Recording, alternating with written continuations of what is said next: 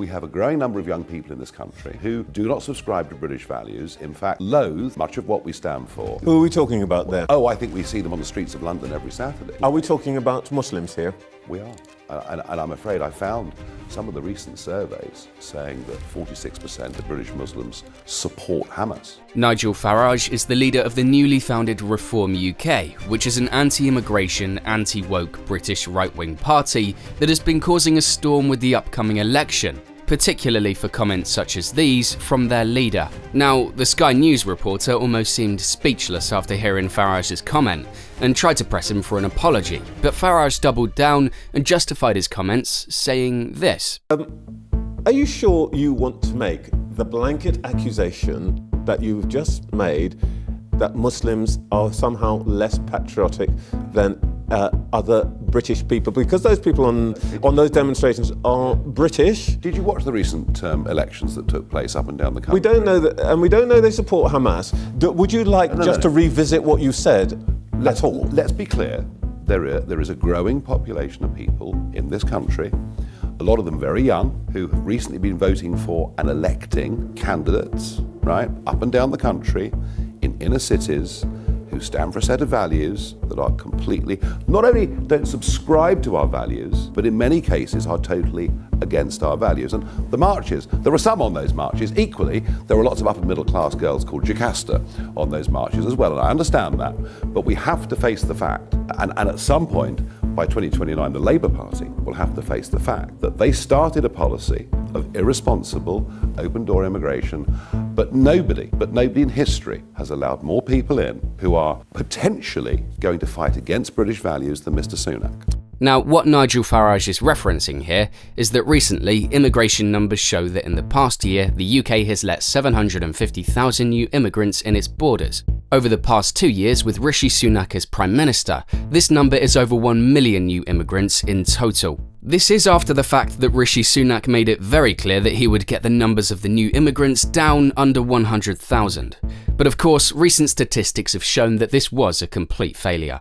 Now, the reporter did not like the comments that Farage had made. I mean, you and I have known each other a long time. Can you imagine how offensive that is to a British Muslim? Let me ask you to put yourself in the shoes of a British Muslim, and can you imagine how offensive that feels? How many people from your community fail to speak English? How many people? From the West Indian community don't speak English. We all speak English, but actually so do most Indian Muslims, so do pretty much all Pakistani Muslims in this country.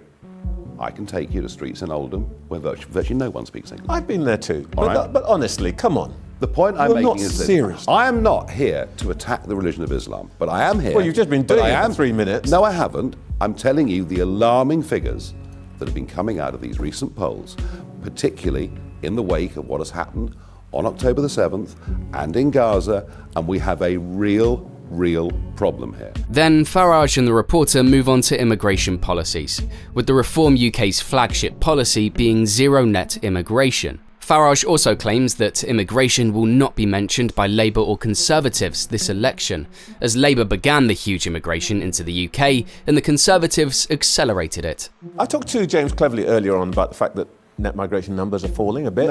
No. Well, I know the fact. Let me finish as a fact. No, I'm really sorry. Let's they are get this falling right. a bit. They're falling They by are 10%. not falling, and here's why. Last year's legal migration figures were 606,000 until they were revised later. I know, they've gone up. 745. You haven't let me finish my question. You haven't let me finish my question. But it was the wrong premise. No, I want to put some facts to you. I just did to you. In that sense, you're correct. Oh, thank you. But what's interesting is who the migrants are. Now, when you have a look at this. Yep. Indians up 47%, Nigerians up 907%. Now, the reason that has happened is look at the bottom figure. EU figures down 193%. How does 75,000 equate to 250,000, It's 141,000? So a tiny fraction. Let me finish. The point is, Go on, keep European Union migrants left post-Brexit. A few, a handful. No, a lot more, actually. The point I really want to make is this. You are complaining about the people who you think don't share British values. You're identifying particular communities. And the point I want to make to you is that by the middle of the century, the white British proportion of population will be down below 2/3. That's the thing that I think you're worried about. I didn't. But this is. I didn't say that. Okay. The people who are. Don't put words in my Okay.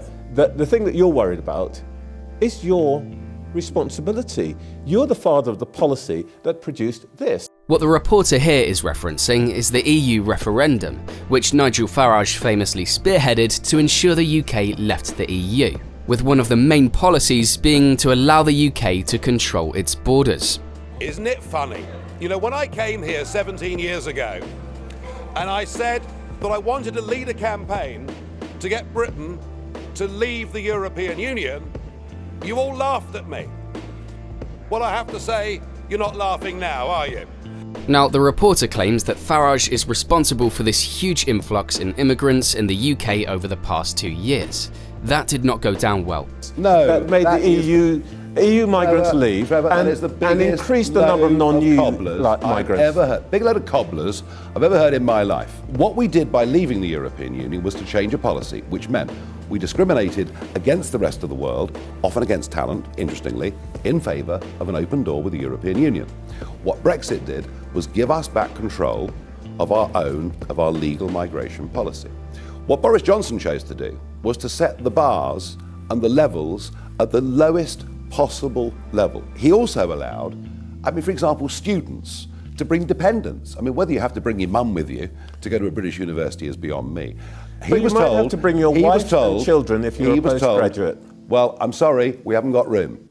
We've really got to start growing up on this. We haven't got room. We cannot go on. And it's unfair to put this population explosion, which you're very vividly showing on the screen, on the British Because it's a fact. It's a fact. Yeah, what's a fact? It's a fact. What is a fact? It is the consequence of Brexit. No, it's a consequence of government policy. You've got to. Well, it only happened after Brexit. Because Johnson, despite the fact people like me publicly warned, if you set the salary thresholds at this level, there was another massive opening up in 2021. This is Conservative policy. And of course, there's no opposition to it because Labour dare not even debate the issue.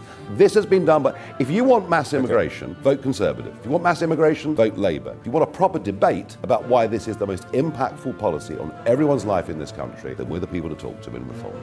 So Farage put those claims to bed, and then the reporter moved the topic. So what do you think about his Muslim claims? Leave your thoughts in the comments section. If you want to learn about the British immigration numbers, click here to watch our video on the topic. Subscribe to stay up to date with British politics.